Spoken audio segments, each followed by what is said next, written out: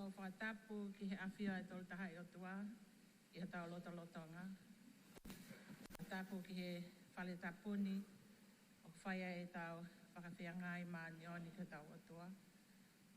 Whatapu he ni ki he Sevani ti, kai pehe ki he ino ke maasima mo e kautau la e ki, tare a waka, kai pehe ki a toke tā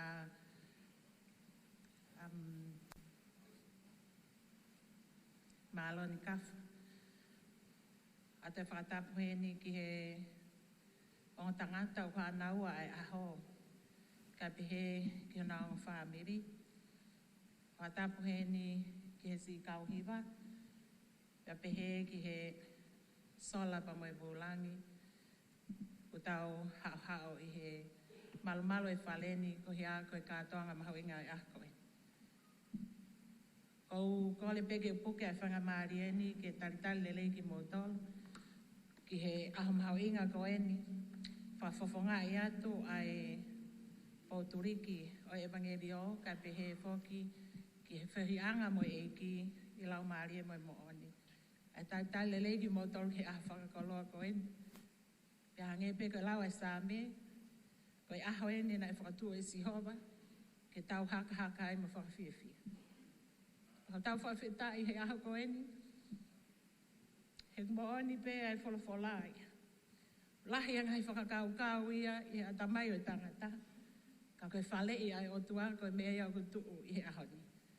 Ko whawhita i ai i he aho ko eni.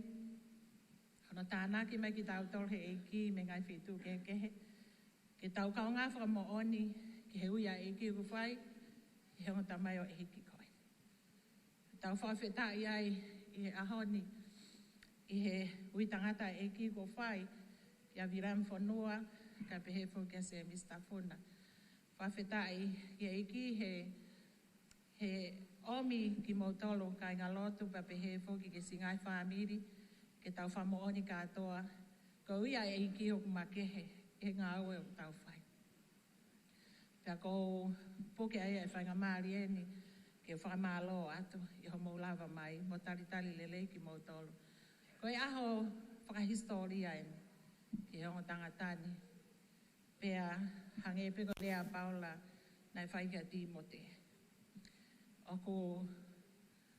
Oku man meli e ia pia manatu ki he tui ta eloi koe a Timote. Panakai ke tuunga ia Timote pe ka koe hinga koe tui nai he ene kui ko Loisi, pa mene whae ko Eunice. Ai o iai ia Timote. Pau tau tui whakapapau ko toa pe ko tui na he whanga kui ki mua e o tangatani. E nangai whae, o whanga kui, ko ia eni o kuutu he o tangata ko ni he ako e. Tau ilo nau pāma baba mai, he nau sio mai he ako e. Ko hi tangata e ki, na e lahi a kakai na e ui. Whiri ka koki nau a heni, tako ua peo nā o mai he tepe. Pau tau whawhetai, he koe ngā wea e ki o pehe. O ko ui e ni, pia whiri, ai ni, kau whai e te si he taimi ko tōpe. O tau wā o mai ke aho ni ke tepe, koki nau a heni. Pau tau ilo, koe whiri he e ki hataha mo ne pani. O pau ke ne tāpu e kina mo ne whakanau nau ki nau a. Ke na whai e ngā wea ko tōpe. Ke lang ia e ki. Ko whai e siwi, ko taua o mai ki ahoni. Hanka tau sio ke tala noa o Kitione. Wholwhola e ki ka Kitione, ke futa ko lahi peha o kau tau, awe ki nau tolo ke vai ke whahano siwi. Pea awe ki nau tolo ki lalo siwi, pea wholwhola e o toa ke a Kitione. Whakamamahe e kakai koe o ku hepo pe koe hange koko hepo ai whakakuri tapu whangai whakatapu. Pea whakamamahe i makakai, o ku nau tulu tui lele o ino. Pea nai whaihano siwi, pa ko toko tolu nge au pe, na nau tau. Pea wholawhola o take ki te one, ko toko tolu nge au ena te mohanga o ikunai aki, ai tau e kaumiti ane. Pa tau whawhetai ke eiki, e nai whai siwi o tangatani, e ngai mahina ko osi, pa ko nau tau ai tau lele he ako eni, pa tau whawhoke lang ko toa pe ke eiki. Tai tā lele ki motor he ako eni, ke kātoanga mau inga, oi ahoni, pau tau look forward, ke tau sio ko hai mea e ki e whai i he toenga o he kātoa ngani. O whalahi atka te mo tolo, mo tala mo nuk he toenga o he kātoa ngani. Ko whakawhi i atu i he hauani, i he ai toko taha ko ne lau ai himi uluaki, ki ka ataki o mea mai, i he ose himi uluaki ko whakawhi i alata i anga mapa, ke ne mea mai o whai alotu ka mata, pia toki tuku lewa ki se vani tike ne hoko atu ai polo kalama.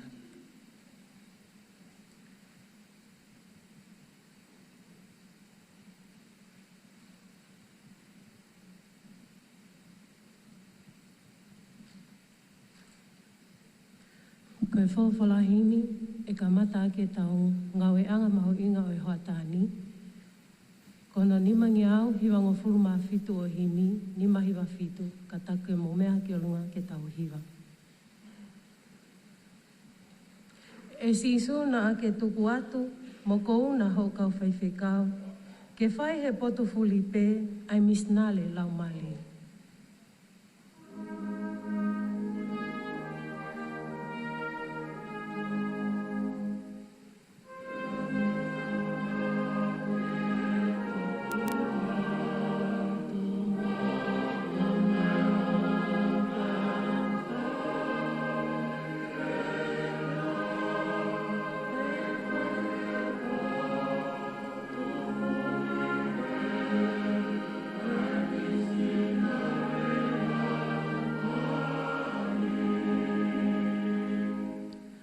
Alupe ki tu a tu o i halapule anga.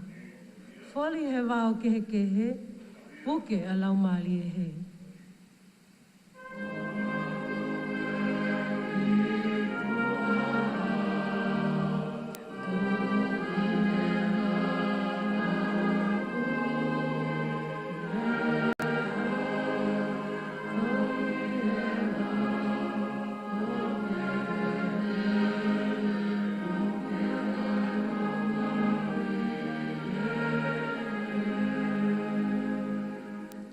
Nā ke mamahi ke wakai, ai he mama oni toko lahi, o alu whekai a pē, he hala whātau ki mate.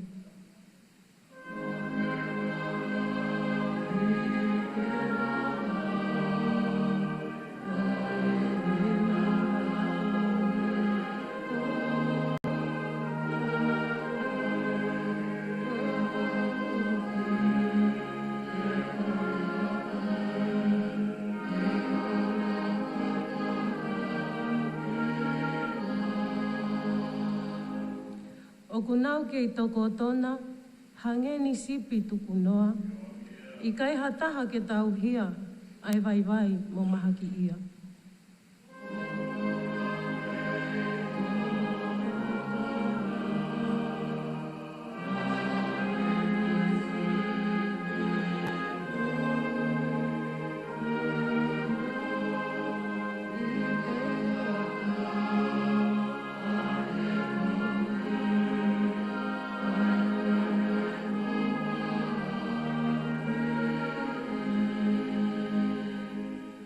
Te ulawa to e ves ni ma, kata te motoki hiwa mai pe e ves whaosi.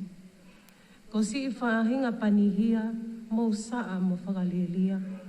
Whapo uli ho nauloto, he kuihi e te wono, ves whaosi. E si su omi ke mau ofa, si i whanga sipi ma te noa. Te whai mai ho angi e, mo misnale lau mali.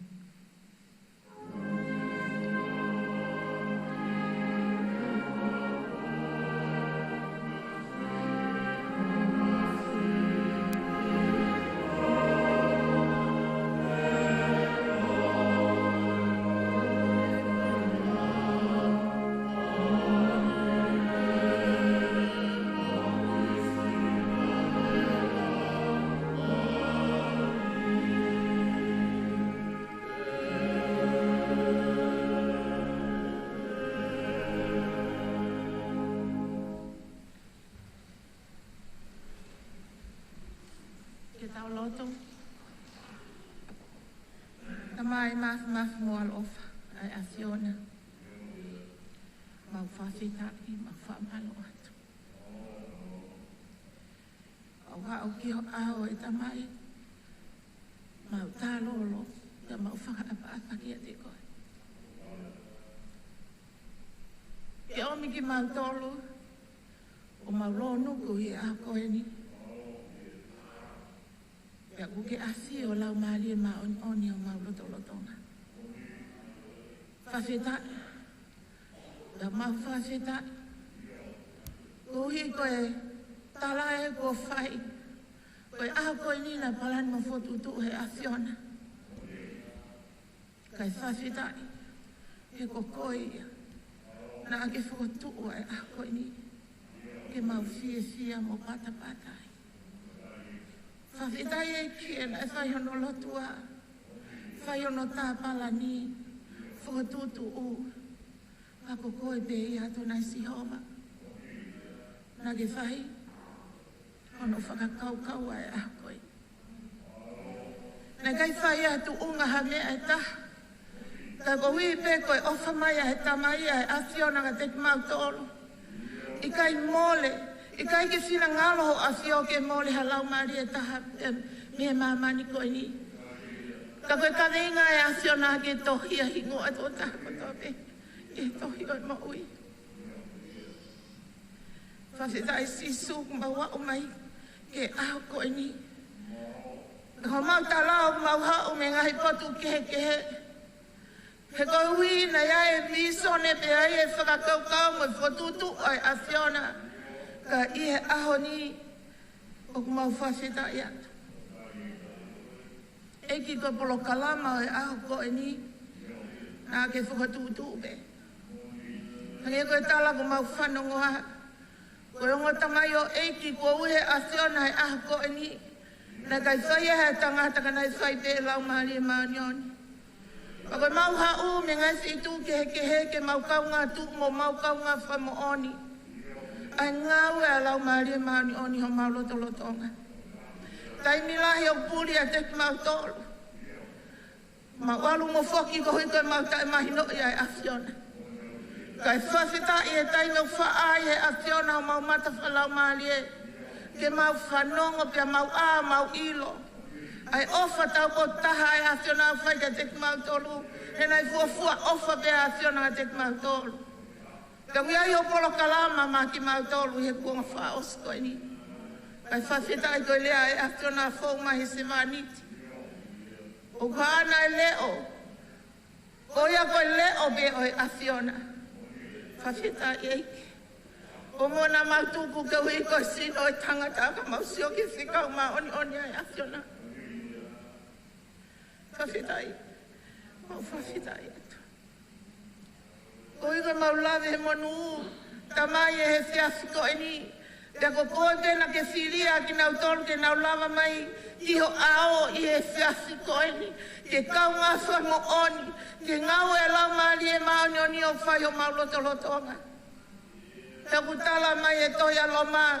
Me stata ha. Vai taha pa vesi ona tolunga fulma ono. Seuke.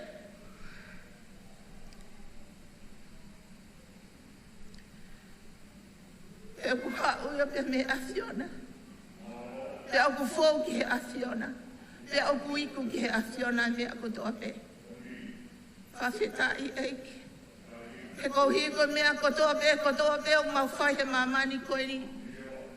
Koe fou kotoa pe me a Fiona. Pe iku kotoa pe ki he a Fiona. Ka mai umau whawhetai atu. Mau hapai hake ai polo kalama a koe ni. Ko i he kaiha a mau tolu e polo kalama koe ni ka koe polo kalama ia e a Fiona. Pea mau tuku ka kato ke kia te koe lau maari e maanioni. Ke whai e koe.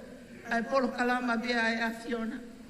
Tupe mua ki mau tolu ke mau tautu pe mau sio mata mea tau wheiva.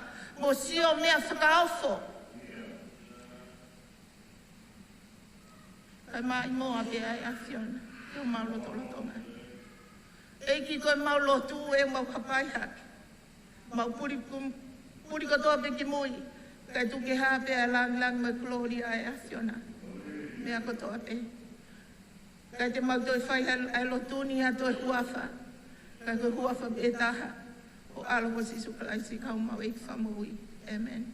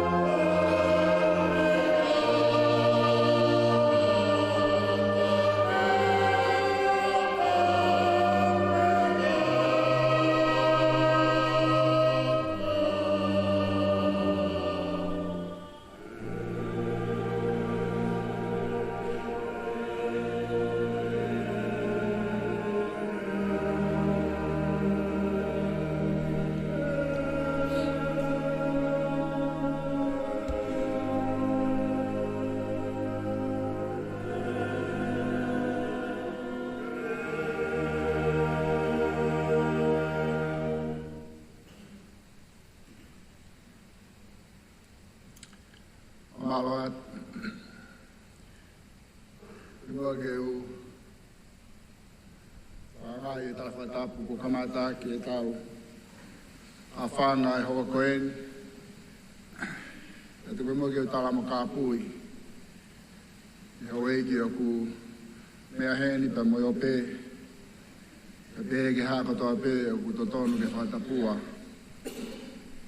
e tāma mō ko e whangamari koe ni ke whakato e ki o wau koen ki mua pe a whai ai o wau. O ionga tamai o iko ni, ngawinga pe kainga ke tau whilongaki, e mea i hau eiki. E koe aho mawinga e ni, koe ki ngā tape ki he whamiri. O ionga tamai o iko ni, ka ki tonga ta mo mamani.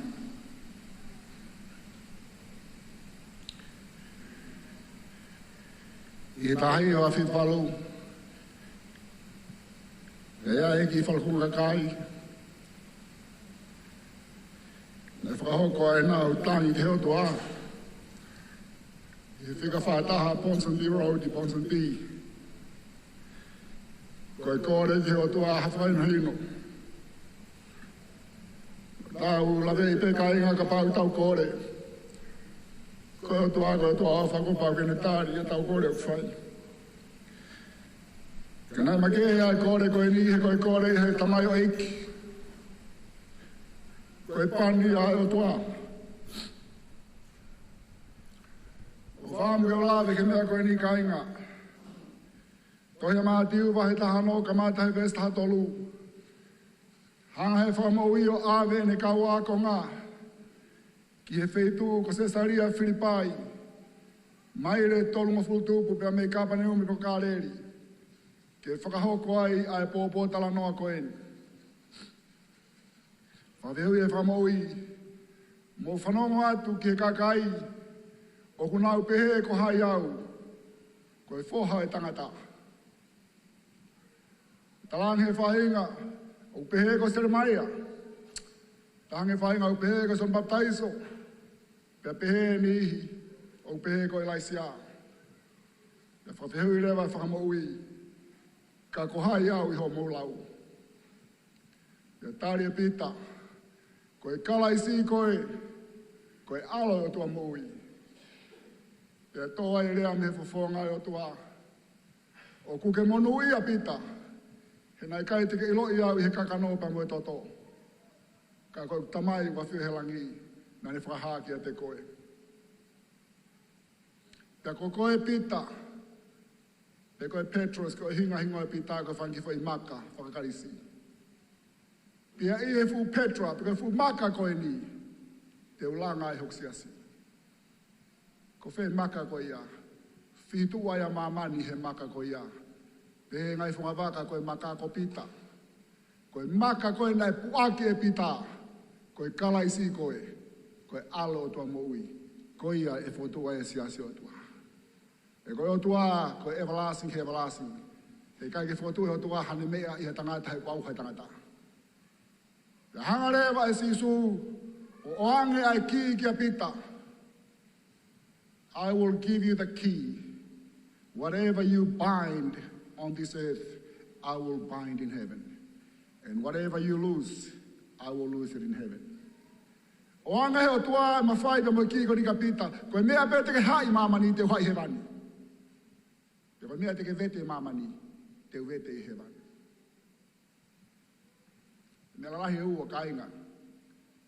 Nea o ange e sisu ai ki a pita, he ku ilo e sisu kua tau a pita, he kua mau whakaha pita pa me o tua. Nea lahi e ua, ke tau ilo, koe whaunga o tua, o ku hau ia i he pani, ka moe whakaha. Authority comes by way of anointing and revelation. Historia ha tau ki whanua. Tahi wa tol taha, tu talat whakaisiane pa baptaiso tau whahau. Au ki he tahi wa tol wha. Tō e o wha i wawaulahi. Kamata ngā ua I Februari maasi e peleri me sune me mei mahi nai ono. Toki aha ke kau visna reo toki whatongai, taku o toe lau maremane o ni I waolahi. Tātai kua tuko ia ki tukulalo, ka mo utui, ka mo makawe me otu whanua ko ia. Toki mahi no ke kau visna reo tako uhinga e ni kua tō, ai o whai waolahi. Tahi wa tolu whae nai tō ai o wha. Aho wanoa no vema, tahawalu tolu hiwa. Nai whai ai ki whakataha, ngeko whakataha koe nai awe sisu, e ni kaua ko ngā ki sa saria Filipai. O kui loa historia o tau whanua koe the meeting of the four magistrate. Pe koe whakataha ai kau whakamau e toko wha, pe a meongo whupou e ua, o whakataha ia o whupou e ono. Koe whakataha koe ni ko whakataha ia e kau Lord, pe koe kau eiki lao. Ai ko sio ape so kai, o sayasi veikune, Eliesa kisi, mo tio filosi, kai anu. Whakataha mo son Tomas, koe misnare, ono aki a tau whahau. Pea whai ai whakotuu koe ni, o kutonu ke awe ho tau ki whanua, ki Britania koe lai o ne, ke ne malui ki tau tolu tau whahau. Talange toko taha I kai, awe ki Amerika ke hei kare, ke ne malui ki tau tolu. Talange toko taha, ko pea o ke awe ki si amane, koe pea, ke ne malui ki tau tolu. Pea te tama whakao si, mahalo sayanga Franse mo mua tāne. Aho wanoa, o Novemba, tahawal tohiwa. Nai kei ngā ue a lau mare mauni o ni a tau whahau tu pōlu aki. Pane hanga ue i a tau whahau tu pōlu aki. Hei kai ke awe tonga ki Britania. Pe awe ki Amerika pako Franse pako se amane. Te awe tonga ka si hova. Pe koe kia ni nai mau e pita, nai o anghe lau mare ka tau whahau. Koe mea te ke hai mamani, te uhai e he wani. Kai ngā tonga. Kono uinga eka ki toi lava e tonga mawahan he otua. He kua hai ki tau. Nai whakawholofola hano hai ki tau a. Pe kono uinga ia, e toa I ka me oseni. E oseni pe oseni e mate ika. Tā ke fuakau pa me na tula pe kerekere. E ke kerekere pe kerekere. E mate fuakau. Pe ka mawahe tonga me otua. E kei otua pe otua, kai mate tonga. E nai osi hai ki tau. Ko heavenly binding, ko hai whahewan. I visone nai o anghe otua, ki hene tamai o eki kako ne palofita ko senturi koloi. Kua whakai ai he ahon. Koe mahu e ngai aho koe ni, kainga. Nai pekia, ai ne tamai o eki, kai mate e visone. Alo vea pe vai wahi wawe sta hawalu, ka uki kai ke ha visone, e au hai kakai. If there is no vision, the people will perish. Pe oan he o tua e visone ki tamai o ikoe ni, pe a pekia e tamai o ikoe ni, kai tanu e visone. Wafe taha fitu, whakarea nai whai mahi tamai o ikos, se mistonga ke he mutua tai loa koe ni, I o katopai waftai fitu, ko koe tangata, ko te uhe o tua ke alu awe ni viso neki tonga pa mamani. Pe koe toenga homo ui, ke kalakalanga pe, ke foke, ai tangata ke o tua. Koe mau inga e aha koe ni. Nengo nau fe fusiaki pa mose nisi, koe kumaka e kutu umo whamo ni ke toka terino e maamonga na kui ai. Kana hanga o tua nuiki e kumo ui, mei like, malo pe kei toi mai. Te neo ngoi kuna whawhi pāki mangai ngā hau, mai ngahi tolo au whai, manatu ka inga.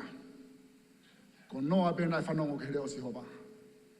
Whai mai manuki, whai mai mehe ka pe me lau ngā me whakanga, kai kei pato pe ki hamara noa.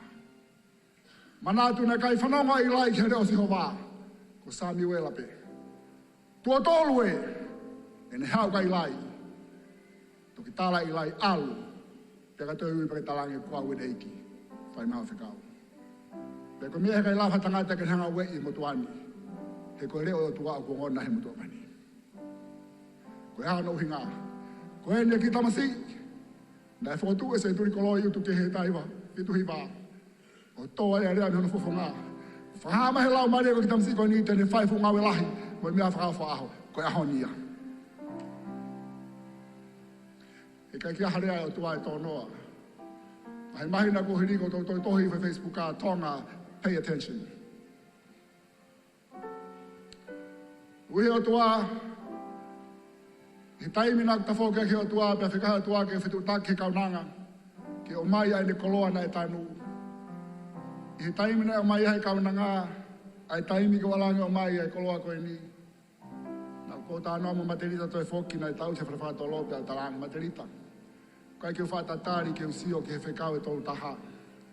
E tala mai lau marie ko hoku ui o ku hai he fekau e tolu taha. Pea moki nau tolu teni toi o mai ke whakakakato e ne ngāwe. Ko rea na e whai he whekau e tolu taha. Sisu whakafoko toa mai a ki nau tolu ko toa pēne ke omi he ngāwe ni. Ko nau he pe hola. Ke toi whai hono whakamo ui ki nau tolu he lau marie. Tau te whito ki nu sila aseria pea motonga. Pea ke omi ha anau mea kai o whakafou mai i ho kau apostolo tapu.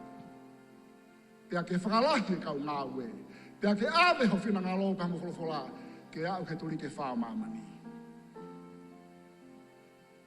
Ma lere mai whee puere ta wosi. I polo kalama hene ni pau tanga hokoa. Tala mai o tua ku mau ngāwe ta alu. Tai mena toa e tā whea e whanuani pea tā puni malapapuna. Tana kua koe hano hinga. E ku tau whia ne luluku au kalani ko hui ako e ta alu. Ka te ta whoki mai piho ta taimi. Kai whakaosia ne luluku au kalani. Ka mena ne luluku au kalani kai ngā tonga. Ko hui ake ahoni. Ki toi whakahoko e ne ngāwe. Na o stanu maki e tamai o i ki e senturi. Au kalani ne tau e ono. Au hia e maa ko i ahe whaianga hale whanua. Toi anga ofa Sihova. Ke ne toi o mai ane ngāwe. Tau ko si uia ke ulere mai o whaene whekau. Whaanga lotu hepsi pā. Ka kātoi ne tau e taha. Ka mataanga e tau na wharea ke whaiwhikau si a Daniel. Ka mai o tua ke teu i whai toko whaa. Ke whai hanua koe ki nau tolu. Septema o kune whi mai whai toko whaa. Whai mai whanonga. Ako me kau tangata koe ni. Pe whai e ki break. Pe me hep sipa.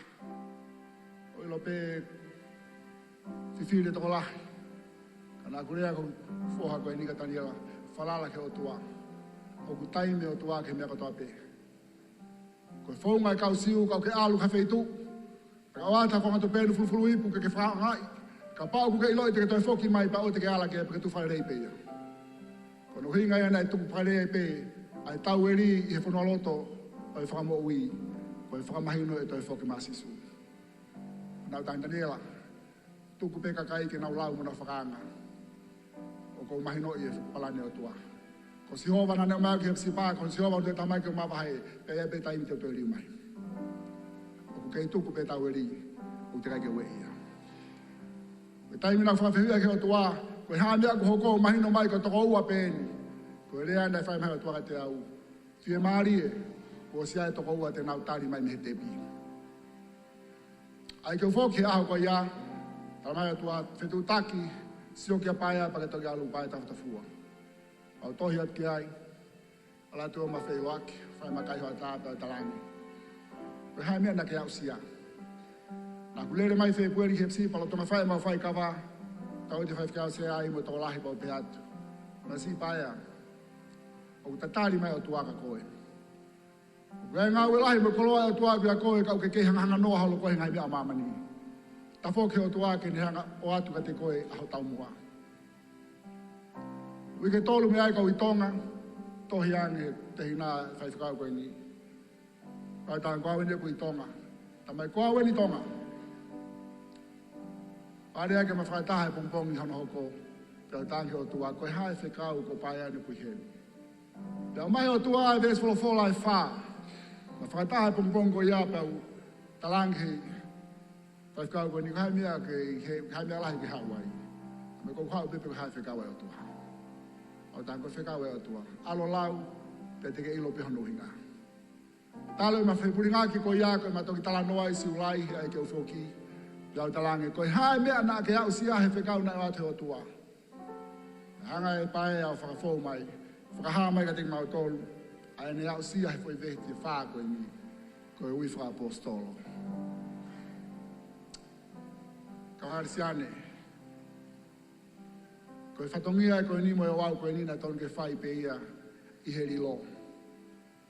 O ku whai te riha si hova pa kure aniwa si hova kene pokalama. Ko ostari, ke taimina ku whoki ai pa whitu taki ai o tau kete whaifkau pania ke repi. Ka matohi tohi o mahino ke te au. Koe o matangate ni na rea ke o tua. Tuku pea se misi pa mwiriami ke naha. Ko si ai o matoko ua o natari mai mehe tepi. O tano ka ni mo tolu kainga. Ni o ngai hau e ngai ngahau, me ngai whakanga, me ngai manuki. O mawinga ke pia nofu whakaunga ke reo tua. Ko si hova na ne ui au, ko si hova na ne whiri au, ko si hova na ne pani au, pe ko si hova pe te whakangongi ai. Pe ko hinga ia, polo kalama e hani, o whakai ahe o tua, ke whakanofa matamai oi koe ni, ke mou mea i hau eiki, siwa to ngā pa mo mamani, ko ngā unu ne ngā ue. Pe mea na ne puaki, i ne tamai oi ko senturi koloi. Mea nā guaua ke tangatai koe matu i one whare o kei mo ui koe. Motua taha ia, he kau alofi o senturi koloi, koe rea nā ne whai mega te au. Ko hau ke whai ngā ue. Au talangi io. Ama fie au kau mate. He nā kunofo ilo, whapapau. Ko pau ke hoko mea nā rea ka senturi. Koe pahu inga iau e wau koe ni ka inga tonga. O ke kai kau wau e ni ka whakanofa tangata. Ko so mpeo tu ai ha whatongia ke uwhai. Ko e whakanofo e watamai oi koe ni ke ofisi. O e whakapostolo. Te to glave i haku malanga nai. Ke mu mahino i pa mea i haweiki. Ai makehe o e mea utorange o tuha. Ko e ki pui tua pe ko whamu ke o lave ki ai. Te umua ke tau whakahoko e o wau ke hamatamai oi koe ni. E kapa te ki whakaosi atu e tau wau malanga. Malo haki mo tolu musi lava mai. I have a historia, and yes, it is true. I have been waiting for this day for quite some time. This is the day that the Lord hath made, and we will rejoice and be in it. Tau hoka ke o wau, hono mo moia matamai o ikini, ke whakakata he lau mare manu ni, ka tau toho ke programa malanga. Kumai hiva fo mo.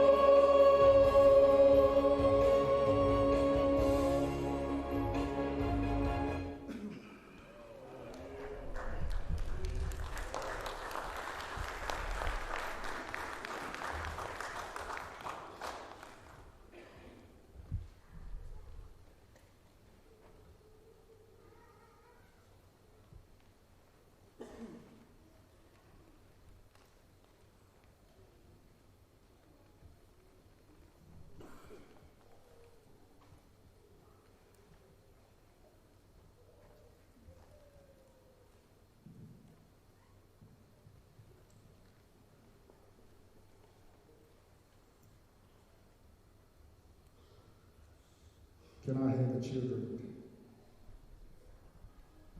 Pastor Sanisi and Pastor William, these children, join us, please. Children and grandchildren.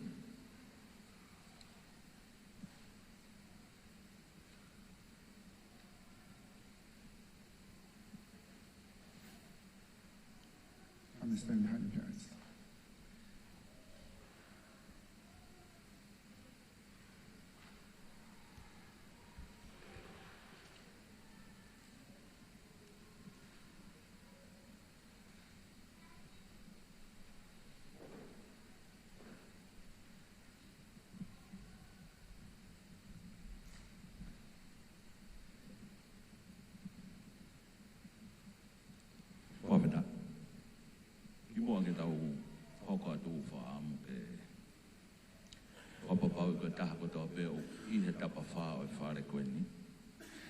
Me koe mātou onga o e whorwhora o e ahoni, whamaonga ki he te naua o whanofo, ka whahama he whorwhora e ne ofa tai whiwhiri mana ko o tau kau kotoa ki ai. Whawheta. Ura ke whorwhora o whaam ke lauma ki tau tolu, ko e tohe au rakpita, pa koe wahe ko ia hono nima, ves uloa ki he whaa. Ai o whakarea pehe.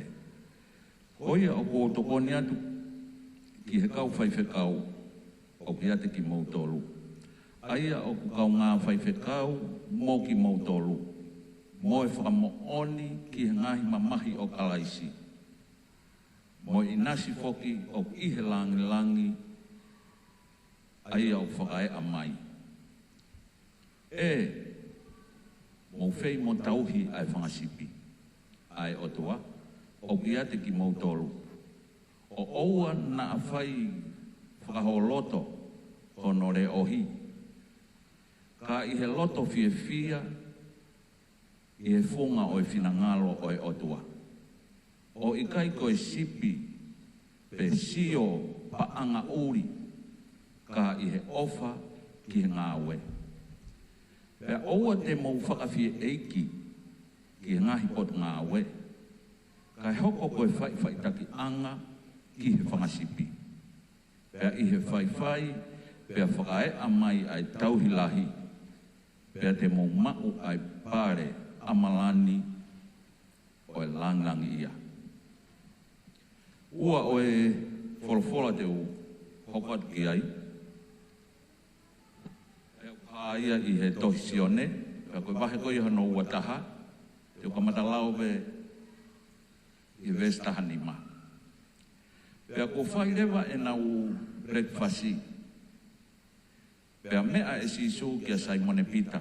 Simone, foha o sione. O kuke ofa kia te au.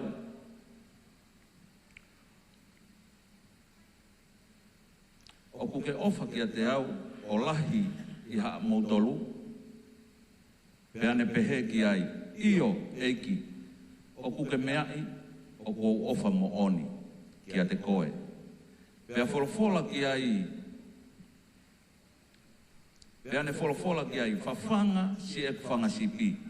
Pea ne toi mea kia te ia, ko hono tu o ua, Simone, foha o sione, o kuke ofa kia te au, pea ne pehe kia te ia, io eiki, o kuke meai, o kou ofa mo oni kia te koe. Pea ne wholofola ki ai, tauhi e whangasipi. Pea ne pehe kia te ia, ko hono tu o tolu ia.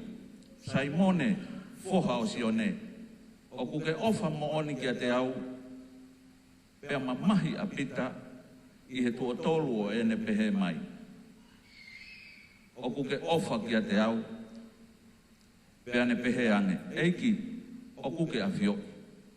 Ai mea kotoa pe. O kuke meai, o kou ofa mo oni kia te koe, pea wholofola a sisu kia te ia. Ke whawhanga, se e whangasipi. Ata anga ia wholofola, lauma ki tau tolu i he hoa koeni.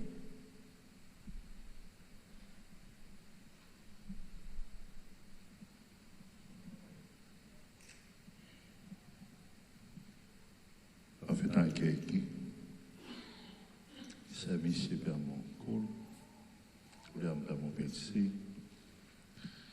Fotu te ringa ki e fola e o tua. Koe fola e o tua. Ke toi ngā we wanoa, le se ua fulma walu.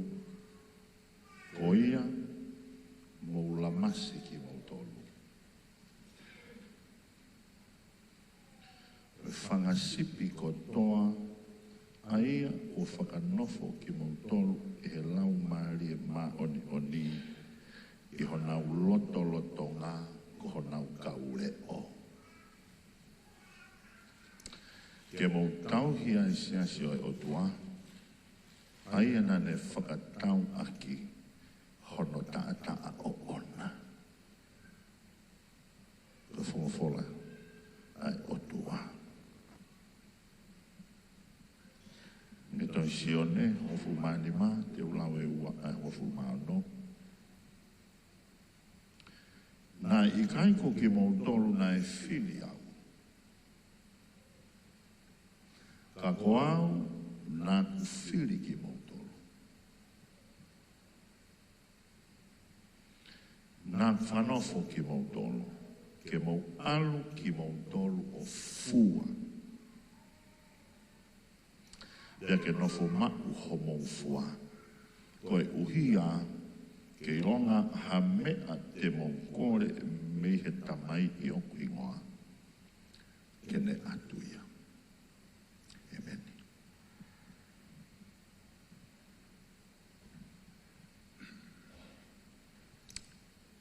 John chapter 20, verse 21 and 22. Then said Jesus to them again, peace be unto you. As my Father has sent me, even so sent I you. And when he had said this, he breathed on them and said unto them, receive ye the Holy Ghost.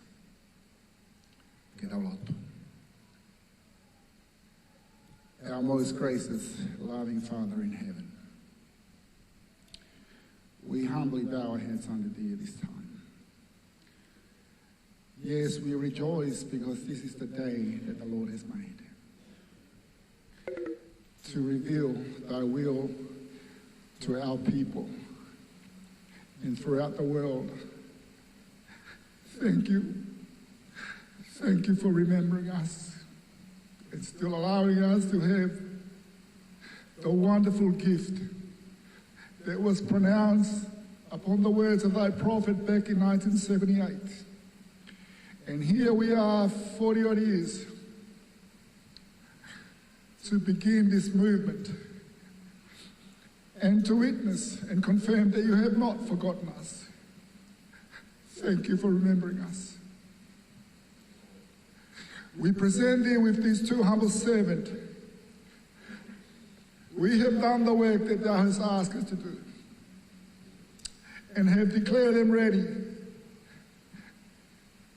in order for them to receive the gift or the blessing into the office of the apostolic. Father, we are so thankful for allowing us to witness thy holy work. I have given all that you have given me to give unto these two wonderful servants. And thou knowest all things. They are ready to receive. And we humbly ask that you please bless them with extra gift, the authority and the power that they need to exercise and to execute their calling in that capacity, in the office of apostolic. We are so thankful and grateful. Koe koloa tonga koe whakamaloa totua. Whakamaloho kei manatua mai ki mautolu. O kei tanumaki, te whakatoka I ulu. Ai koloa pa me whakawa. Nā ke omi ho tamai o ki ke inasi ai a tonga mo mamani. Lea mo e tau ene whakafultu. Au mau whakamalo I hau wafa. o ke imana tua ki mau tolu. Pa ke polo e aho ni ke whae aho whinangalo ki tonga mo mamani. Ke mea ngau ea ke amo se vanit koe ni. Ko mau prea pe ho koe ni koe whamalo. Koe ni ko mau hapai atu e matamai o e kini ki Afrini mau e Fiona. Whakakakato e koe ngau e. E ko mau ilo koe mea koe ni koe lawa tangata o whai mea koe ia. Ka te mau talango fua pe ki ho whahino hino. Whai tapo e kina mua ki naua. Hoa me whanau e whakamokopuna. Whamanatu ke te naua ko pau ke na inu e tahi. Ko pau ke na fau he mamahi. Ko hia pe ko hoa whaasisu. Whamalo lahi atu. Lilingi mai. Ai kere sipa mo e tāpo aki. Ki he lota whare o tamai o ikoe ni. Ko whinangalo en ke whakae a ki ana whanau pa mona. Ko whakamokuna. Ai mahuinga me mawhatukutu ki a hau i kua whai ke te naua. O ku mau whakamalo lahi atu atua. Whamalo lahi atu. O omia whengamari e ke mau lawe ai. Omia whengamari e ke mau mātā tonu. Ko ke toi riu mai a holo wha. Ke inasi a mau kakai. E koe hae mahu inga. Koe lakanga pa mo tūma koe ni. Koe lava ke iloho e tonga mo i tangata. Ai ngahi mea rilo atua. Tau mau whamalohi koe te kanga whakatakata me te mau tolu. Ka koe whakata ke mau ilo. O ku ata pe tawa taina tangata ko tope ke whakawa kanga tonu mea Fiona. O fōu ia i kakai ku ke alofa pe ke whiri ke whakakato. Mau te kāki ake a wau koe ni ke whai e koe hono whakakato ko lava e whatongi ana ke on ke mau whai. Mau tū katoa atu mea katoa pe me koloria me langalangi hono katoa. Kia te koe ke whakakato e o wau katoa pe. Mau whamalolahi atu me ofalahi koe a Fio. Mau whai e ni wafato tapu. Alo whanga, amo alo pere, si sukai ko mawhamui. Amen.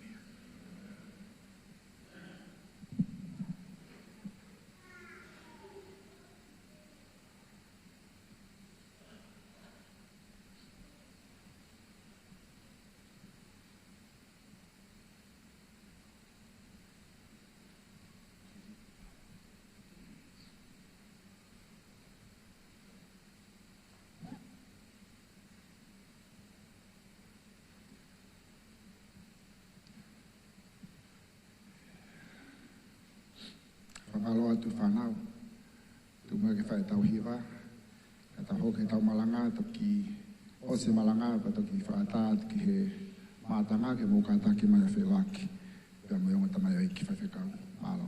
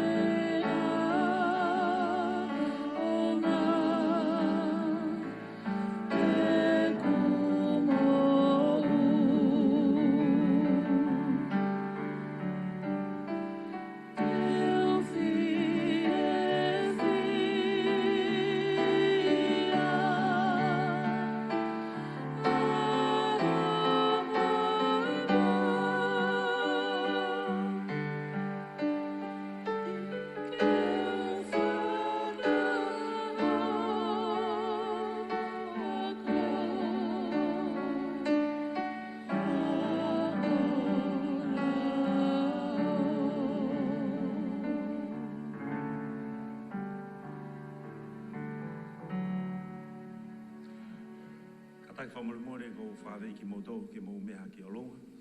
Ke tau whanonga ke wholofola tua i hota koen.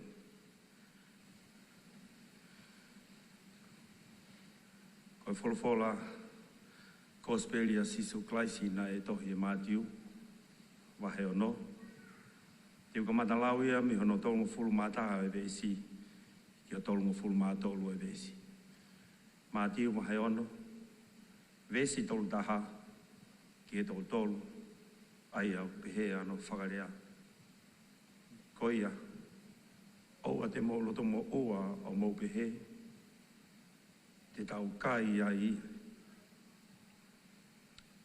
e hā, mo inu, e hā, mo kofu aki, ai hā. He koe ngahi mea koe ni, oku he henga ki ai seni taile. Pe au mea i e homo tamai whakalangi o tāu ki mo tolu a ngahi mea ko iha kotoa. Ka mou kumi mua ki hono pure anga mo e maoni oni ana.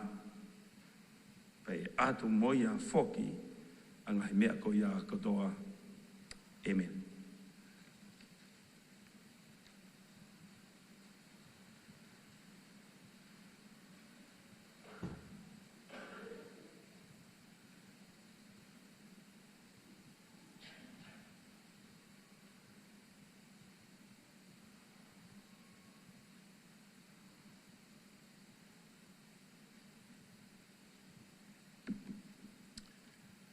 Whamalo atu. Ka inga tupe mua keu. Whamalo atu i hinga hai tala whakatap ko tā pē. Ko whai ake tau pulo kalama e hakoen. A tā mō ka whakamari koe ni keu whakakato. Ai o wau malanga o e... O wau mahu inga koe ne tau whakahoko. Ki he o tamai o iki koe ni. What a glorious moment it is looking back several months back. Nā kai koha whanonga au whaingo fua. Ai mea nā mau whanonga mai ai. Ko e hoa e whai whekaua se misi. Nā e Māori e tau ke te lahi ne tangata iki, pia mai whae ai ku tangata iki. Nā e hoko pia kulu ko e whanga anti. Ai tok whao se ma wako whamui mui ane afi. Pea mai onga tamai ai koe ni kau maaho na onga hoa. Ngā himea na e whai kia i e lawe. Ai hau whiema ke whakakato. Manatu i he tamai anti ko ni ka te au. Ka nofo pa ke hau whamo veu ko ma whamiri.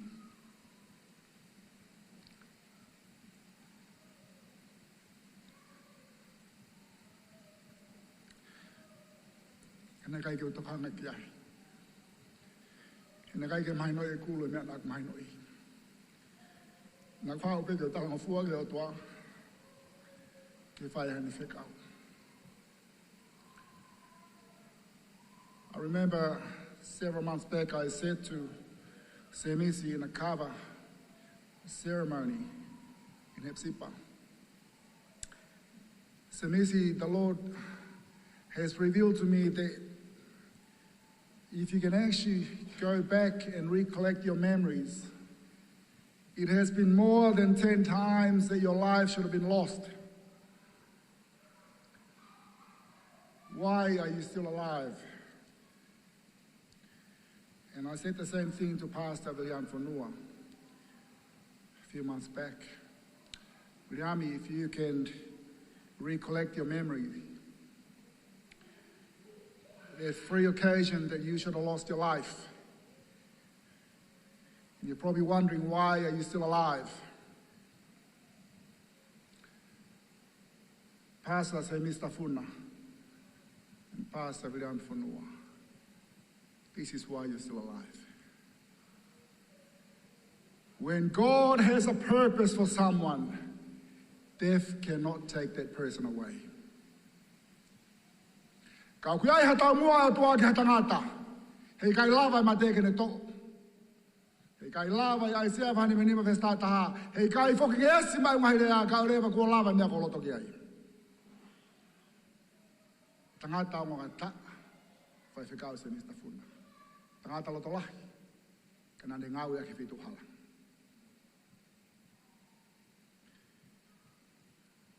I reminded pastors and Istafuna, you have been chosen to be a Joseph in your family.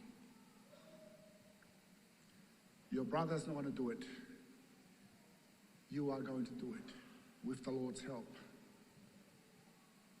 Why was it important to have, and the Lord wants me to give this sermon mainly in English for the purpose of Pastor Semis Fonua and Semis Tafuna and Pastor William Fonua's children to understand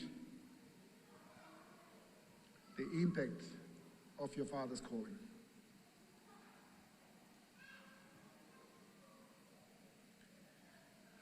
Taure soni manatu pe tangata I whakau sea hepsipa na kufualere mai hepsipa septema ko whakau pe na mea tua ke o malangai. Seek ye first the kingdom of God and its righteousness, and all shall be added.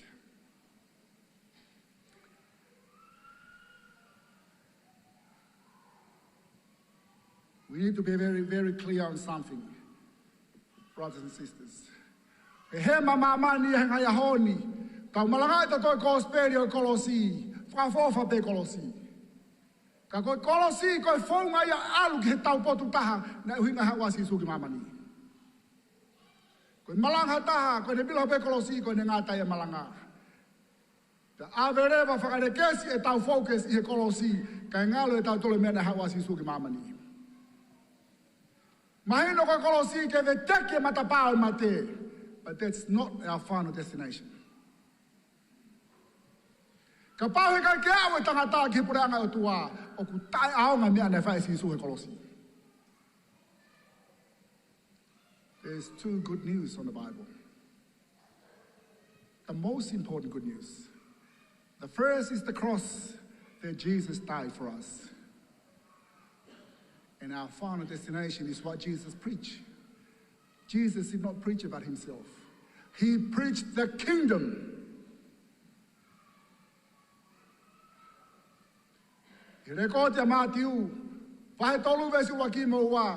And John the Baptist began to preach. What did he preach? Repent, for the kingdom of heaven is at hand. The same record in the book of Matthew, chapter 4, verse 17. The first time Jesus began to preach, what did he preach? Matthew chapter 4, verse 17. Repent, for the kingdom of heaven is at hand. Are we preaching something different? We're focusing on step one instead of going all the way to the final destination. Mahuinga koe kainga ke tau mahino. Rak malanga son baptaiso, mo fatomala he koe pureanga o he vani o kuofi. Rak malanga asi sukalaisi, mo fatomala he koe pureanga he vani o kuofi. Fa be tau malanga te Kolosi. Kai manatu koe Kolosi, koe founga pe ia ke tau fouai. Talamai si Isu, ko au pe koe hala mai mooni mai moui, he kai alu hata ke tamai, tai fou me te au. He kui fe tamai, o kui fe tu koe na malanga si Isu, puranga tua. Pakapau te tau nofo ke tau tohe Kolosi, o ia we whakapo e whakao whai mea na whai si Isu. Koe ke tau ata tau ke kingdom.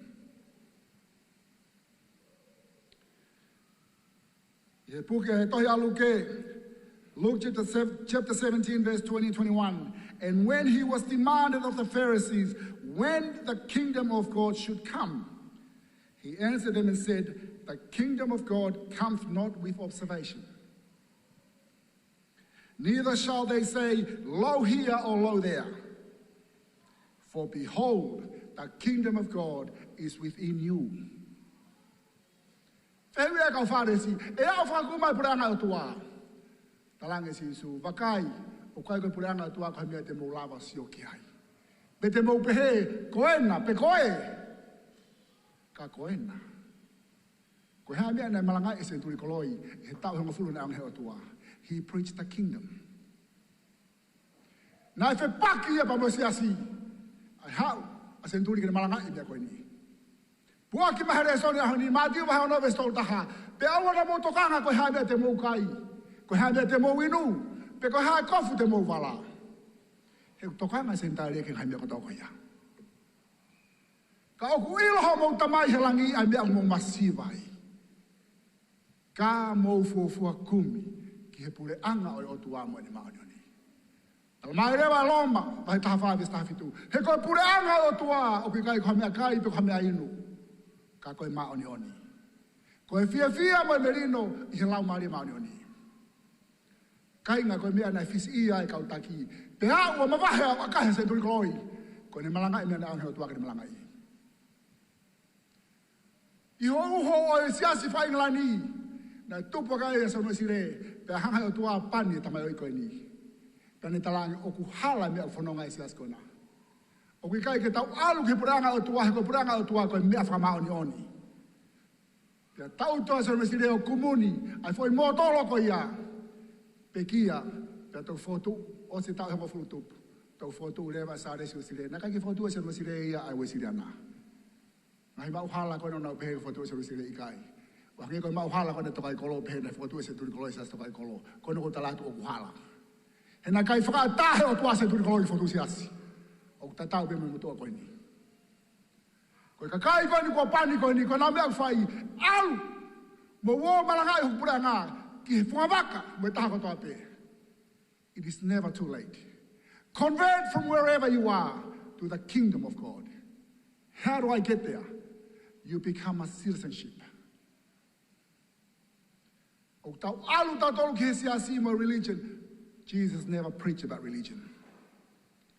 Tau fotu siasi, hiri whaki mai o wau. Tau foki re tau tolu ke tau tokanga ki hea. Ki he mea kai mo mea inu. Kai tuke mea maoni o ni. He kua mai e siasi pe o mai mo o wau. And we become a membership in a church. In the kingdom, you are required to be a citizenship. How do I become a citizenship? O ni ko timasi e fu tangata. Ko e fu rula, ko e taki. He thought he did everything right. Au kai tu o he wike. Lotu ho o he aho. To tongi wa hongo fulu ane mea kotoa pe. But he knew that nothing was right. Something is not right. How was he so tanga si su wakai?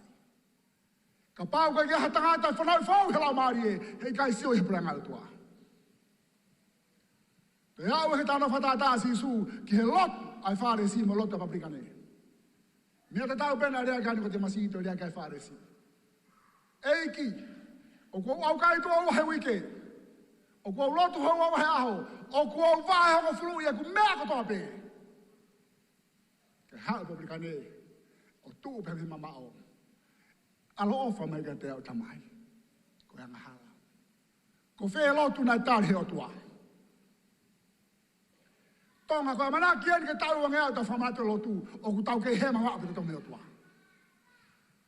Na e maa pehno mai lotu iki tonga. Ka koe a te tau. Koe tāna kia te ki mea. Tāna kia te ki mea. Mo oni alau a kandi. Too many cook make the soup go crook. Tāna ki atu, tāna ki atu. O au ke taimini, koe hāno hinga, koe kau whare si, koe kakai mana heo tua. I he nau whenga, ke nau hanga ai ngahi lao, ke hai hai aki, ke oua te nau mau mau e lao e o tua. O malu ngange e nau tauhi he nau lao, e tauhi lao e o tua. Tau tāna ki mai e ngahi mea. Tāna ki mai whakamee, whakafua me whakamee ia. Ka kuhu mai te volo ai, ke whai whesi sio whaki, ki wala rei tahine koe, koe ke wala reho tahine a koe. Tāna ki mai ngai pola, koe ke sai ngai pola koe, koe hano hinga, koe hala e tau mea au whai. O ku whia mau ke tau whekumi ke puranga o tuama ni maoni o ni. Koe ka toko lahina nau peo e hai tamana whatu siasi. Mo fakire nge historia to tapu ka to tapu to malon ka família. Te kai ke hapalo fita ko uhi o tua pe foto siasi. Ne kai foto siasa senturi koloi. Na hawa senturi mai mama phone hang tua malanga ya tonga. Ko mama ko ya alu ki api, alu ko family, alu ko waka ke yai, fa mama ki na to. Ko me ta pe no fai ko ni. E to ui pe o tua ne ka tamai o ke fa nofo. Fa fica William, fa fica se mis como me fai. O ki mama ni o fa malanga ina te puranga tua. Ko fe fa waka una yai, convert ke puranga tua. Help people to become a citizenship. The requirement for the kingdom of God, you must be a citizenship.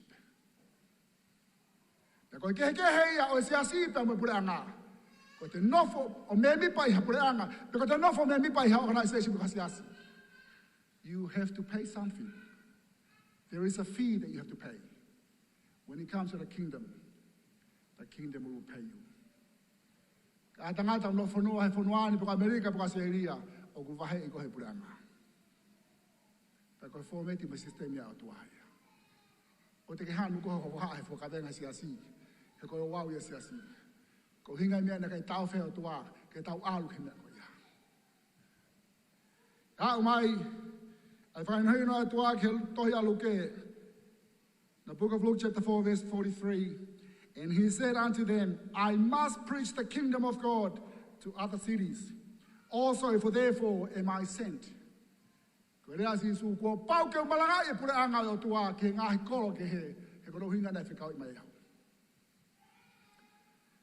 book of Matthew chapter 10 verse 5 and 7.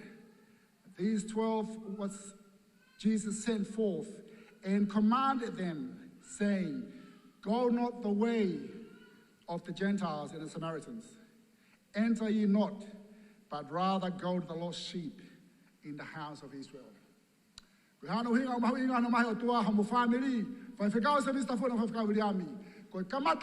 Ministry, for every man's ministry must begin from your home. You cannot go and save others, but neglect your own family. The purpose why Jesus came. Tangi atu fine ke nani ke whakamowi ne tama tangi sutu. Nei kai ke hau ke mutolu. Na ku hau pe au ke whare o Israeli. Nei kai ke laulano sisu. Ka nai mui ba sisu ke whekau na heo tua. First commit. Start your ministry from home. Whaifkau. Se mista funa whaifkau. William Fonua. Uhinga umawhatuki ahoni. Whe mahe o tua ke mahino ka mo whanau. Ai ui wune whai ka moa. Pea e kamata hau mo whamo ui mi hamo lota whare.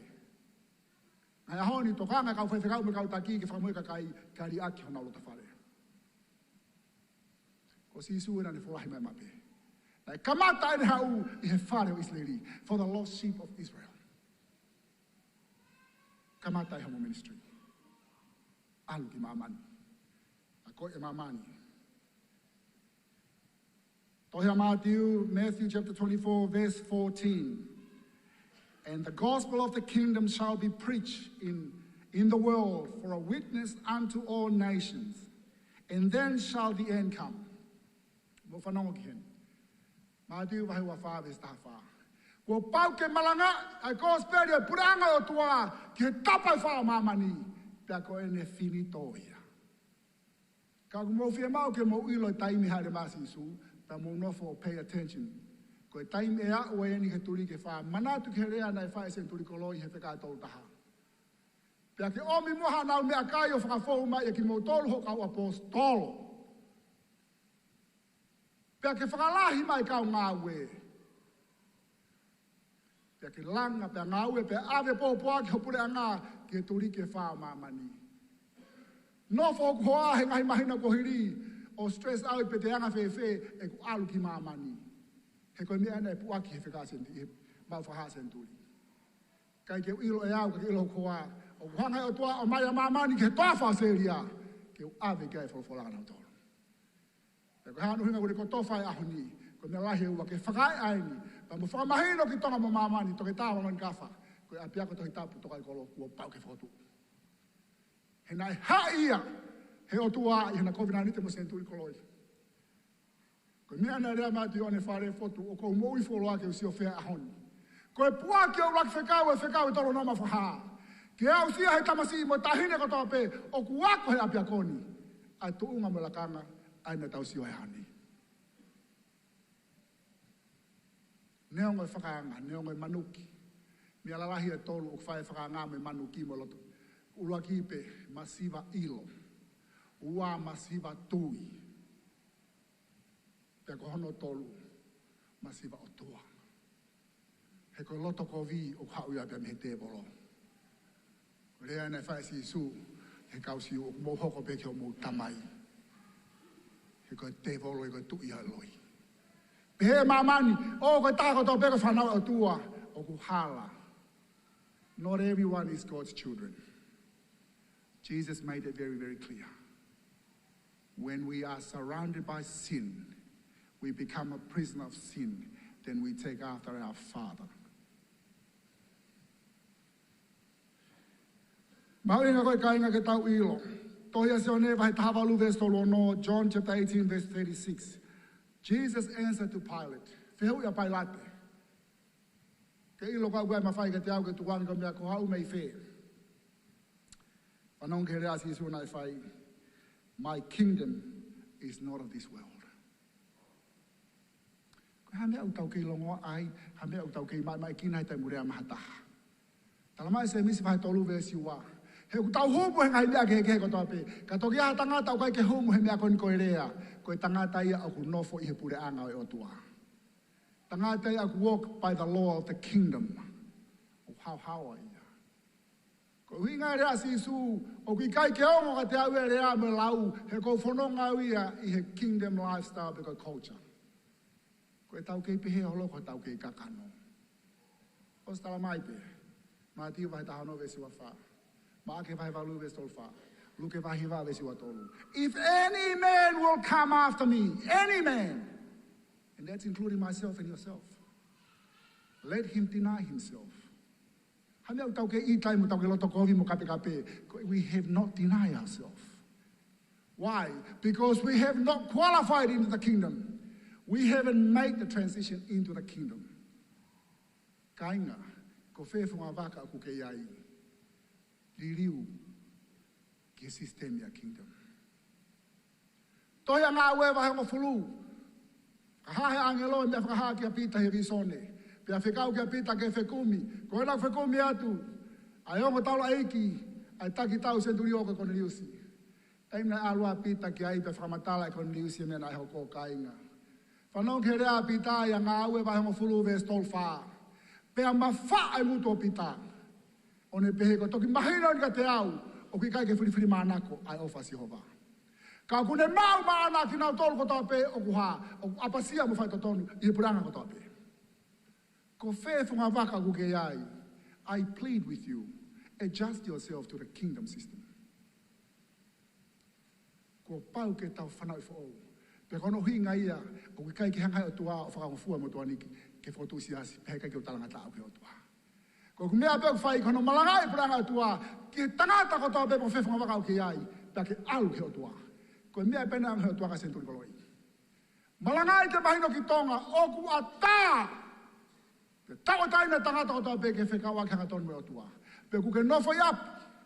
Pe ke nofo ia wheo ianga. Pe ku hasiasi ku whebe mea ke iai. Te ke mau e o tua ai. Maino koe te au.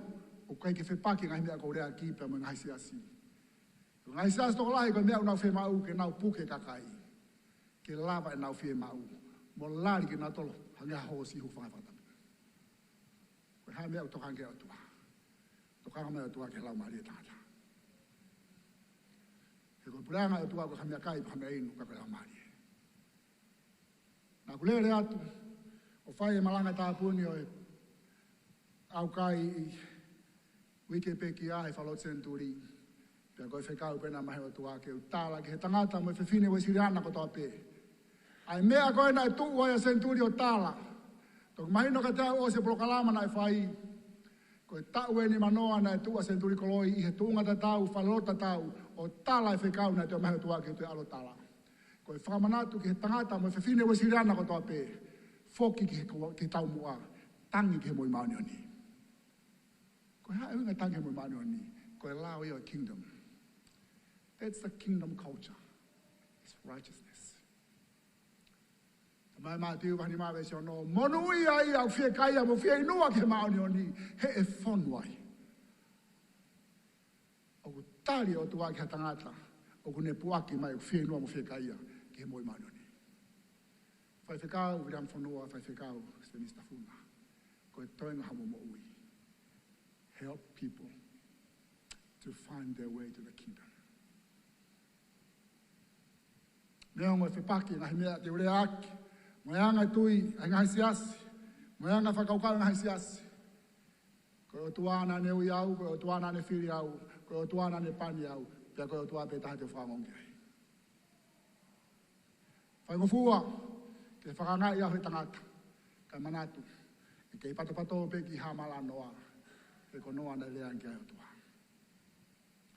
Kainga, ko whetunga o kei ai, pe o kei api, pe o kei hawheo ianga pe o siasi. Ko o tua ana wafio. Ko rea na whae si suke whensameria, women, believe me, the hour comes. E kaki te whemau, ke alu se sarema, pa te alu ke mounga. God is a spirit, and you worship him anywhere. Ko o tua ana wafio. Na hau ba senturi o whai hana whatongia, folahi mai ma peke toki hai mutua tailoa ko ni o lue ai. Tau e whanga futupu. Pea kono huinga ia o toi whotua pea ko tokai kolo. Ko ke mahino ke tokolahi. He nai hai e Sihova a lea pau ko ia. Kono huinga ia kai tonga he ka ke lava ke tap mawahe me o tua. He kuo hai ki taua he ulak wha. Ka ke lava ke ta taftok ta me o tua.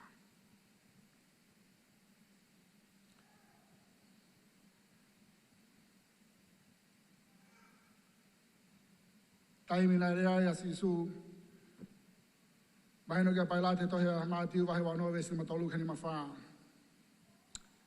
Ne kai whainga taa kia sisu ke ne ui. Ai kau angelo pe kau legion. Angelo ke nau o mai. Ke nai talange sisu. Ka pau te ui ke nau o mai pai whakata mai lewa ai mea kupuak he toi tapu. Ko pau ke whakakaka pe whatamia. Se mista funa. Whai whikau se mista funa whai whikau. Viram whanua. Taimi nai hanga e si sua tae a Paula halak Damaskusi. Ia whehui a Paula pe ko hai koe. Talange ko hamea ke whatanga ia iau kau si su. Kai gehe. Hai angelo tala vison a whikau a si su. Ki ananaia. Alu ki halanga tonu ke aposiutasi pa ke eke tangata ko saula me tasis. Talange ananaia. O ko whanongo historia e tangata koe nā koe tangata ulunganga palaku. Talange sisu alu ko whaik whekau. He koe ipu e naia ko Spani. Kene ave hoku hua whaa pe ko kuingoa. Ki he sentai lepa me kautui. Koe whakamoi manoa koe ia hitohi ngā wewa hi wawe stao no. Pea pepe sisu. Kai teu toki tala kia Paula. Kene ilo e whaingata ia pa mamahi e fowai. Ko hua pe ko kuingoa. O whai whakau. E kai te kehe mea koe. Nai fōua Paula me mea te mu fōwai. Ko pau ke manu ki i ki moua. Ka pata pe me he fisakare family. O ia koe o wau e ahoni. Ka hei koe tau tapa nai whae si sui kolosi. Tamai. Whamle mure ki nau tolu ke nau ilo nau mea whai. Whampe mahina ko mo whanau. Ai ui top tapa o tua whai ka mo moui. Nge koe nā kulau ke te kumoa ne a whi. Koe o mai koe ki, koe mawhai ia. Koe mālohi e te penia mea koe. Koe whatongi au e puna ke tonga, ko noa koe ia e tonga, i he whatu hiwa o e rea, whatu e haka. E hiwa pia whakawhasi e hiwa pia whau pia moe haka. Koe mea ki he maari e whawhoi tui, koe mea ia au ke turia e maari o e whaiwa. Pia upehe pe tāpua ke lotu. Ka kua te o tua ki ka te koe, e makatu unga o riu ngai tāpua ki i honga o ngā wei i tāpua koe ia. Koe rea nei au sia. Koe rea ki mona o family. Mai no beke whawhikau sia hepsi pā. Ngai au mau inga sapa tamai o te birthday. Kau pe mai o tua lere, teu lere. Lia te tamai mari, lia te whanau me whamopuna. Alu ke toa wha, alu toa taha, fok toa taha. A mo ilo. Hono alaha ngā weni, whaifkau se Mr. Funa, whaifkau wiram. Ki rea pita nai whaia maa ke wahama fuluwe siwa walu. Si su wakai ko mauri ake mea ko toa pe, ka mau mui mui ka te koe. Koe rea ia kuongo ke o tua. O kuongo ke o tua ha tangata pune rea ake mea ko toa pe. Ka ne whakamua mu asisu. Koe uhinga ia tua tolu e rea asisu ke a pita. Pita aku ka awhai au. E makatunga hau whakamau i kakai, whaifekau se Mr. Funa, whaifekau ram whanua. E makatunga hau whakamau i kakai, me hau uraki ofa he o tua. Kua pau ke ofa e tangata he o tua, ka toki lava ke mo ui e kakai una rea ki ai. Kai kai. Without power, without the anointing, there's no power. And without the anointing, family and friends, the church today is just like a club. Without the anointing, the worship today is just like a concert. Without the anointing, the calling becomes a career. Hoko pe uia ka whewhekau henga honi, koe makatu ngā ko hea koe tūnga wahenga. Kai si whewhe e whangasipia o tua. Toi ngā hau momo ui o tamai e whewhekau. Toko ni e kakai ke nau hu ke puranga o tua. Pe ko whe whunga waka unau i ai. Ko no hinga koe tau alu pe o tala. Ko wheha siasi ma whunga waka. O hunau tāria mo tua tai loa koe ni ke o ate whalafola mōni mo mauia o tua. Ka u whaetahe o tua te walu. Koe toinga i mo ui koe whaipe mea koe ia. Help people to know the Saviour. Nā iahoni he lotu whakao whalahi. Tūnga utau i ai. Mone lawa tohe mātiu wahi wa walu. Wahi wa tolu vesi wa fitu. Ai oi whakapoa si su. Malaia ki mo tolu kau skalaite me kau whāresi. Malaia ki mo tolu. Mo hangea hafu whanua loto. Kua wari hina pe ke maa mai ki tua. Ka koloto o ku whonu i he hui o pe ki a. Pa mo whari ria koto pe. The kingdom of God is all about inside. Nothing to do with the outside. Monu ia loto maahe mamata ki o tua. Ko ha uhinga e wholofola. O kai ko mamata ki o tua, ko mata whama maniti ke sio. Ko lau maari e ke lau maari o tua. Ono i ka ifo, ki ke tala noa pa me o tua. Ko e ki au kei o mahi o tua, o ku kei tuo. O ku ne kei tan make whitapua ko ia. Kai ngā tonga, ki mo tolu mo heni, ki mo tolu mo mea mai pe me heo pe. Whaamu e ofi, koloa e ahoni, ke tau whakaoki ai. Tau malanga e kolosi, whaafofa pita kolosi. Manatu koe kolosi, koe vai hala pe ia, ta moe whonga, ke tau wai ke mea na malanga e sisu, koe pure anga tua. Ta au ngai mea na whai sisu he kolosi, o ka paika ke tau wau, ke ngata anga mea na malanga e. Tau liriu, ka kai ke pure anga tua. Aki o tau lumanga. Whatawange whai tapu e kena i mutola hiki. I ngai mea kato pe mau whai. Kau sea hep sipa tana waka o whalanga te kohe. Hep sipa will always be my family. Tō lahe unau, kai ke nau mahino e mea o te whomu ia. Nā ko sirea pe koe Daniela. O utaimi o tuake mea ko tape. Mahuinga ke tau ofa. Mahuinga tau whamare more. Ko loa mahuinga na tuk mai si suka te tau tolu ka inga. Koe ofa mai whamare more. If you really want to love, we all must learn how to forgive. It's the only way to find pure love or true love like Jesus Christ. We must learn how to forgive. Whatawange whatapuina mo tohe iki, i ngai mea kotoa pia mo whai, i hono whawhatau tapu. Amen. Wholofola heimi ke whakao ke tau ngā ue o e whiawhini, ko le atu ke mou kātaki ake mua ki olunga.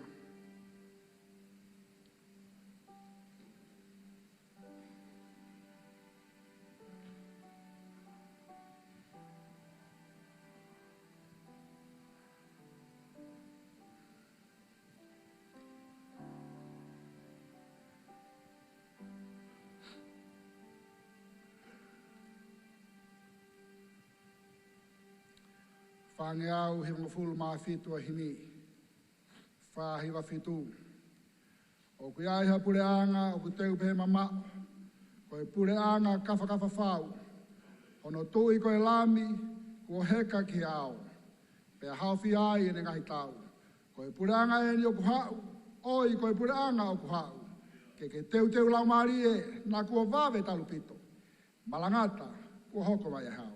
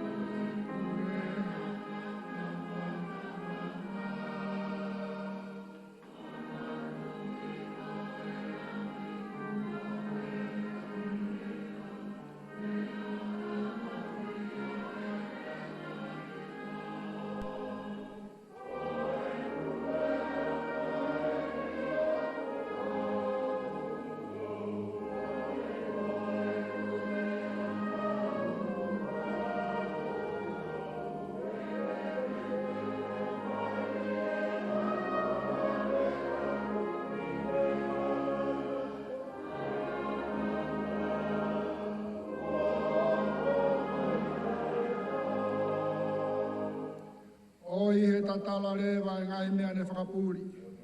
Pea tere fua e loto he kakai. Pea oho e oe ki o nau kumi hapo uri. Ke nau unga i e whonga o lami. Koe puranga e ni o kuha.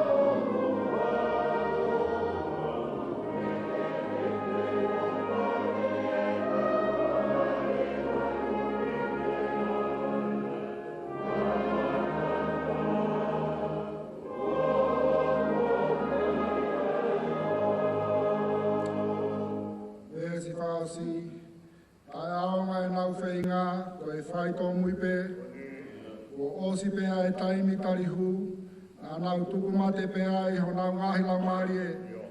Pēa i kai rewa e ni ke liriu, ko e pure anga e ni o kuha, oi ko e pure anga o kuha, ke teu teu lau maari e, nā kua wawe talupite, malangata, ko hoko mai e hau.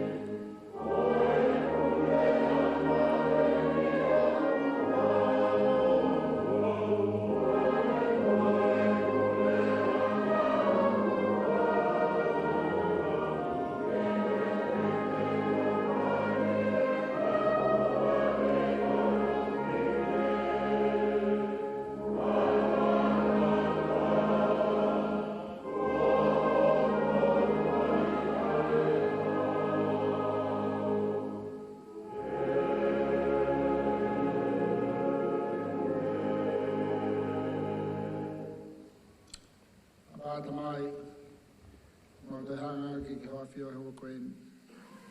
Mo loto whaiwhitai mōni mo te whamalo. Whainga maari e koe omi ke whai ai hanga au e mai a whiona. Koe ngā ue ni kua lava.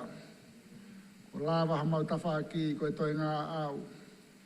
Ke whakaau mua e pake alasi a loto mo lau maari o e taha kotoa pē. O nau whanongoa e pōpuaki. Pe mo e whikau me hea whiona. Lava ke nau ilo i pia mea i hau eiki. O ku taha pia hau palani ke whakatawa taina i hau kakai. Ke whakamau ki nau tolu pia me he vanu e fu māma kumau iai hau koeni. Whamaloa te he mea katoa pē. Whamaloa te whakalalawa na tula. Whamaloa tiki nau tolu kutoa pēku ke omi. Ki nau whanongoa ai pōpuaki o ke whaima ki nau tolu hewa koe. Tua ko mau. Ngā tāanga e mau whaifatongi au e o koe ni. Mau te kāki a ke toenga ngā kotoa pēka te koe. Whaitapu kina maki nau tolu kotoa pēku nau i heni. Nau mawahe me heni ura hoko ka kai fo ou. Ke nau whakaukau ke tau mua mahu inga ko ia. Ke mau kau pa te mau kau ai ka pure anga. Tokon mai mua tataki toenga e whai anga e whatā koe ni. Ke mau kei kau pe ma moholau maari e. Whaitapu e kina haonga tamai o e kina. Ka maona ngai family. Ke tūloa i ngā ue ku ke hanga teo i ki nau ki hai. I ringi mai a tāpua ki te mātolo nuka toa. Kere se mau i ka sukalai se o whalahi atua ka tamai. Ki na whamau ho o whā. Na mo meri nau e te mātolo mawai pe o nā tohiki. Ka e whai pe o tai ngāta. Amen.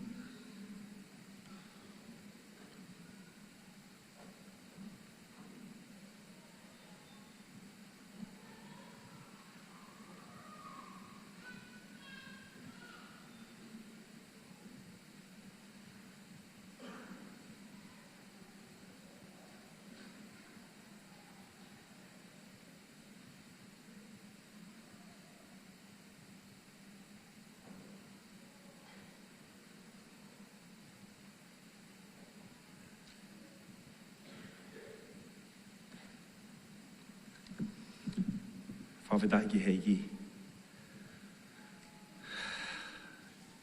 Kai ki ohanga iloi ko whakakahawa ki au e tangata eiki. Se wani te atua e pulukama e whawhkoen ki u whai haria whakamahalo. Ko tomo atuka whawhetai mo whakamahalo ki tamai he wani. O whari o ko whai maki tau tonu. Tau whatata mai ki he whare koeni sia si ahu fitu. Ke whakakakatua hia e whatonge ako. Whatawatu ia ho eki, haa mata apure. He ka kau tau hi lotu tō pe tau kau whawhikau. I mōtol katoa pe mō mea mai he whiawhikoeni. Ke whakakatoa ki whatongi hia koeni.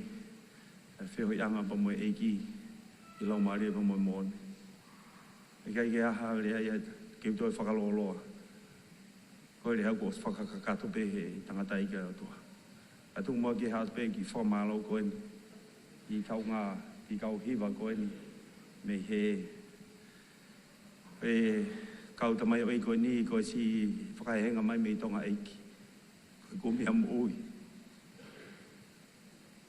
A ko whamalo atu, tangata i Palestine. E he ke tangi, ke haki, angi. He ke mutaki. E ia harea ia whiu. Ke whamalo atu. O mō mea mai he whakkoeni. Ke whakakato ki polo kalama koeni. O tau sio ki ai he aho koeni. A pe he whoki a tangini. Whaiwhikau paia. Kau whiwhine.